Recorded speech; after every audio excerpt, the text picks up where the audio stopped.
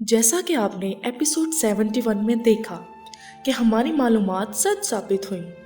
उस्मान बे और तुर्गुत बे ने खुफिया मंसूबे के तहत बिलिचिक किले में घुसकर धावा बोल दिया।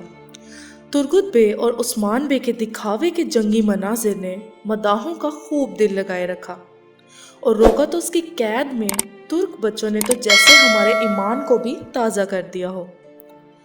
और इसी के साथ एपिसोड 71 का इख्तिताम भी पिछली सारी एपिसोड्स की तरह तो जस्सुस भरा किया गया।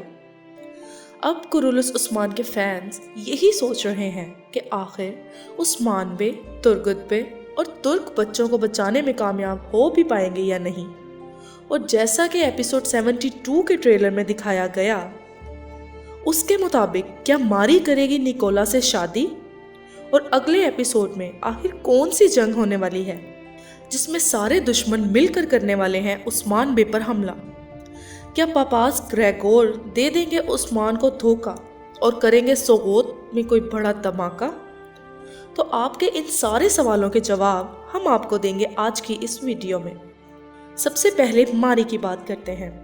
जब कोसिस मारी से कहता है कि वो निकोला से शादी कर ले तो मारी का रद्द अमल गुस्से से भरा होता है और वो चिल्ला कर कहती है कि जिसे मैं चाहती नहीं उसे शादी कभी नहीं करूंगी। इस सीन को देखने के बाद फौरन फैंस के दिल में तुर्गुत बे और मारी का ख्याल आ जाता है और ख़ास तौर पर वो सीन्स जो पिछले एपिसोड में दिखाए गए।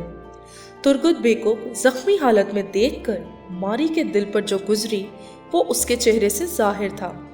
मारी दिल ही दिल में चाहने लगी है तुर्गुत बे को। अब देखना ये है कि मारी की शादी निकोला से होगी या फिर तुर्गुत बे से। इन दोनों की कहानी मद्दाहों को वैसे भी बहुत दिलचस्प लग रही है। अब बात करते हैं, क्या उस्मान बे बिलिचिक किले से तुर्गुत बे को लेकर निकलेंगे या फिर उन्हें अकेले ही जाना होगा?